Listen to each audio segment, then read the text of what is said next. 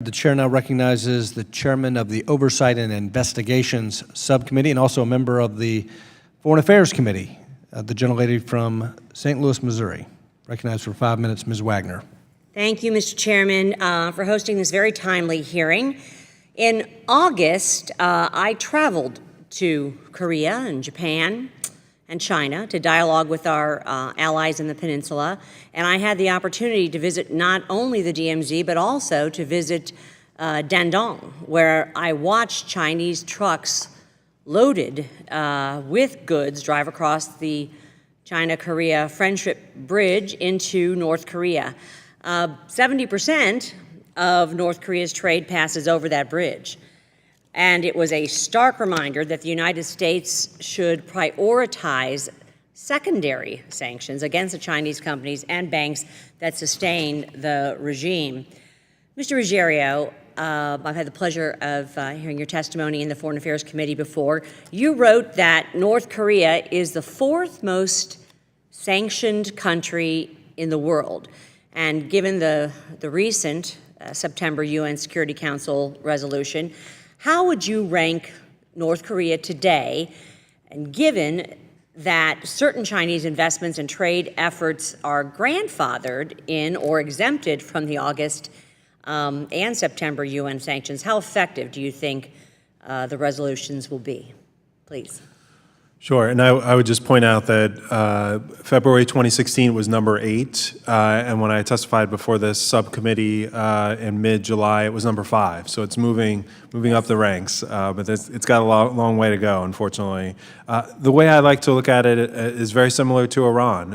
In 2010, we had Resolution 1929. That was really the foundation, and sanctions passed by this U.S. Congress and implemented by the prior administration were what put Iran over the edge and led it back to the negotiating table. We need that here. We have the UN Foundation, but what we need is U.S. sanctions. And I would just say, it's concerning to hear the Treasury Secretary say, well, we're going to wait and see if the Chinese implement the UN resolution. I think that's the wrong approach. I think what we should be moving forward with right now is U.S. sanctions against Chinese banks. We should not give China a veto over U.S. sanctions. They might have a veto in the UN, but they should not have a veto over U.S. sanctions. I agree. Mr. Klingler, barring a threat to the Kim regime's very survival, Kim will never come to the negotiating table in good faith, I believe. We must change Kim's financial calculus, as we've discussed here, which is why comprehensive secondary sanctions are so critical, I believe. I appreciated your statement on increasing inspection and interdiction of North Korean shipping. Would you support mandatory secondary sanctions on ports that don't implement required inspections? I agree we must pay much more attention to this.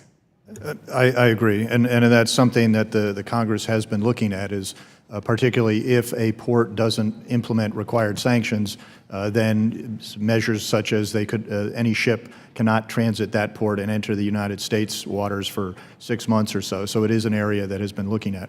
One thing we've been hampered by in the UN resolutions is that all of them have been passed with what's called Chapter 7, Article 41 authority, where we're not allowed to board a ship on the high seas, even if it's suspected of carrying nuclear missile contraband. So we've been advocating Chapter 42, which would give us the authority to have Coast Guard or law enforcement agencies intercept and board ships. Doesn't the recent package allow us to board now and others on the high seas?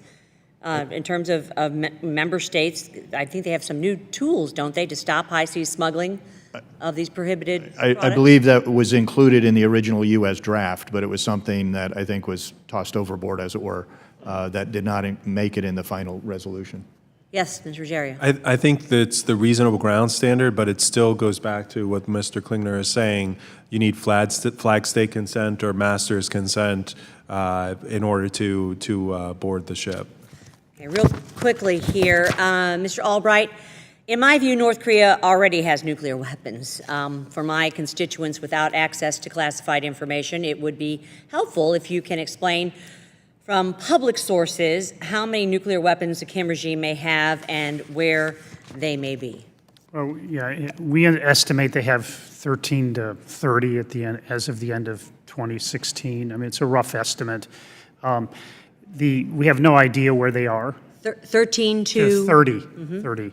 And I think the U.S. government estimates, I believe, are higher than that. But I think I've worked on this problem since 1985, and I've visited North Korea a couple times, met their nuclear people.